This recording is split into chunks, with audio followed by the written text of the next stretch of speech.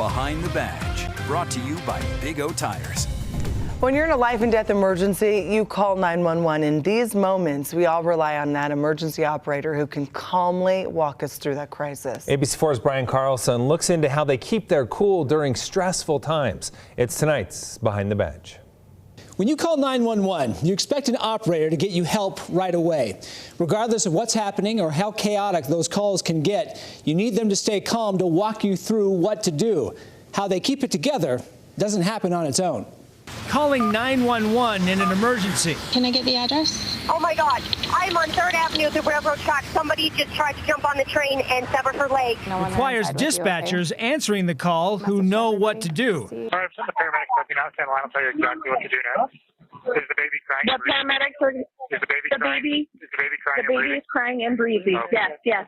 Emergency dispatchers at Salt Lake City 911 say they have to be ready for anything. It's kind of a roller coaster. So you could have, a caller talking about a parking problem, and then the next call you get right after that is somebody having a heart attack. Dispatchers each receive 6 months of training to handle 911 calls and say the key to helping people in a panic is knowing how to keep your calm. One shot in the head. Okay, is he still breathing?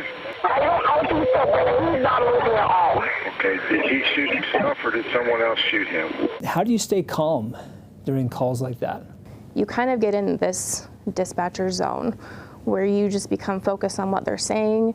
You try to get as much information as possible to get a call out to get them help.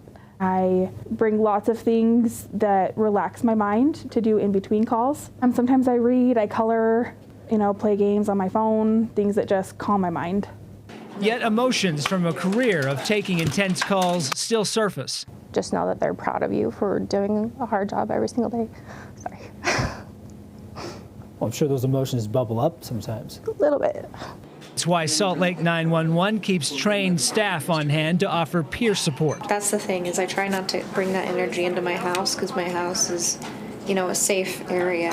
And a quiet room, giving dispatchers a place to go when the calls are too much and they need an escape. Sometimes you have to have a little bit of a cry session afterwards. Accumulative PTSD is very common in this line of work, and it's necessary to address those issues and make sure that people get the help that they need.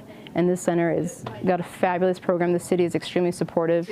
Their deputy director says 911 operators tend to see burnout 2 or 3 years into the job, but says those who find a way to balance the stress stay for a long career. I feel proud of this job. You're helping people. You're getting people police and medical help. There's just the relief that washes over you to know that somebody is alive today because you were able to be in the center and answer that phone call is just amazing. 1 second, let me see what I've got. You never know what calls will come in. Tell me exactly what happened. I'm stuck in a train. I'm beat up. And whatever's waiting for them on the other line. A traffic accident with injuries, 300 East, 400 South. Salt Lake dispatchers feel they have the tools to help whatever the next caller needs. Last year, Salt Lake City operators took more than 150,000 911 calls. And to keep up with all those calls, they can always use good operators. So if you want to apply, we have their contact info on our website at abc4.com. Back to you. Thank you, Brian. In national news, President Joe Biden in New York today to formally announce a $292 million grant to help complete an early phase of the Hudson River Tunnel project. That project, part of the bipartisan infrastructure law he signed back in 2021. He says this project will rehabilitate an existing tunnel under the Hudson River and build a new one, improving transit services for passengers between New York and New Jersey. It's the beginning of finally constructing a 21st century rail system. This stop was part of a Rail Week tour by the president. Over 7,000 construction projects either are underway or will be launching in the coming months, funded by the $1 trillion Infrastructure Act. And the president says this will create 72,000 jobs. And another major government project could soon be in the works as the western mega drought drags on. Yeah, Utah, one of 6 states in the Colorado River Basin, sending off a proposal to cut back water use ahead of today's deadline. The model comes months after the Bureau set an initial August due date. California now the lone state that has not signed on to a plan, and this also state has the most to lose. The giant state taking the largest amount of water for the river, 2 major dams every single year. And for failing to meet today's deadline, it is possible California could face manual restrictions.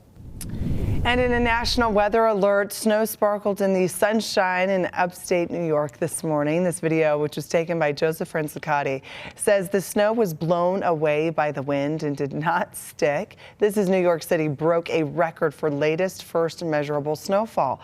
And if it doesn't snow by Sunday in the city, it could break a record for most consecutive days with no snow. Time now for Utah's most accurate forecast with Alana Brophy. Weather rates certified 11 years in a row. So it's like it was trying its hardest to snow in New York City. It looked really pretty. Just didn't stick around, Alana. It was a little glitter, but gosh, we've been in that scenario where we're like, no snow. We've been there, and we hope that they get snow. We're happy with the snow we're getting, and we will take it to the bank. Not getting snow today, though, just cold temperatures sitting in the 20s. Here in Salt Lake, that live view from our Colonial Flag Tower camera shows that layer of haze that's building, moderate air quality.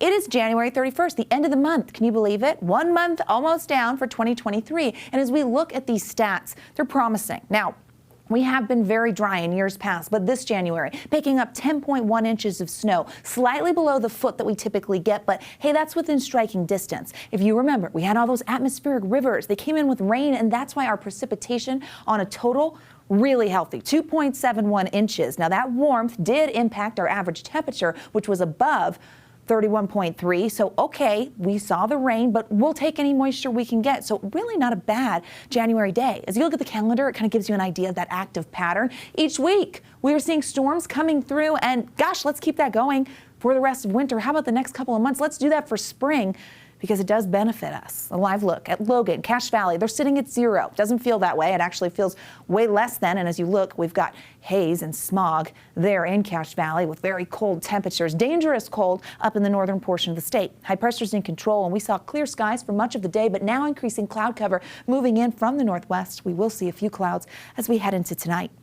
Temperatures in Salt Lake dropping into the teens. That bitter cold is still around, but we're taking back the warmth a few degrees at a time. We're warmer today than where we were yesterday, and that will be the case for overnight lows. The jet stream really digs here, and that helps bring that Arctic air into the Beehive State. As we head into Wednesday, it's still going to be cold, but slightly warmer than today. Many locations will stay below freezing, and then rolling into Thursday, we start to pull back in the southern portion of the state where that warming trend takes hold, and it's still chilly, but we will also see a warming trend in northern Utah. Tonight, wind chill warning in effect for Cache Valley, 7 p.m., so they can't catch a break. We are going to see temperatures could get as low as -30 with the wind chill values. Not great, but hopefully the last day Cache Valley deals with that. High pressure taking over and in place, still frigid for the overnight with clear skies. High pressure means sinking air, so that's why we have those clear skies. That will really allow temperatures to bottom out. Tomorrow, sunshine will be there and temperatures slightly warmer. Thursday, that will be the case, but we get inversion when we get this high pressure in control, and air quality definitely going to suffer. We've got moderate air expected along the Wasatch Front and on the eastern side of the state, Box Elder County in that same boat. Temperatures, I don't know how many other ways I can say cold, folks, because that's what it's going to be. Still running below average, 29 for the high tomorrow in Salt Lake, and typically this time of year, we're at 40, so not close to that. Warming trend in the south. High 60 on Sunday. Catch me in St. George by northern Utah. I cannot, right? And then we check out the Wasatch Front, where 40 sounds like a dream, but then we head into next week and the end of the weekend, and we welcome back the chance of precipitation. Wow. And of course, that would be snow. But we found the warm spot. Yes. We're just several days away. Right. Okay. Even that 34 kind of looks nice. Right? I'm like, woo, pull out the shorts. Over freezing. Swimsuit. Yeah. Thanks so much, Alana.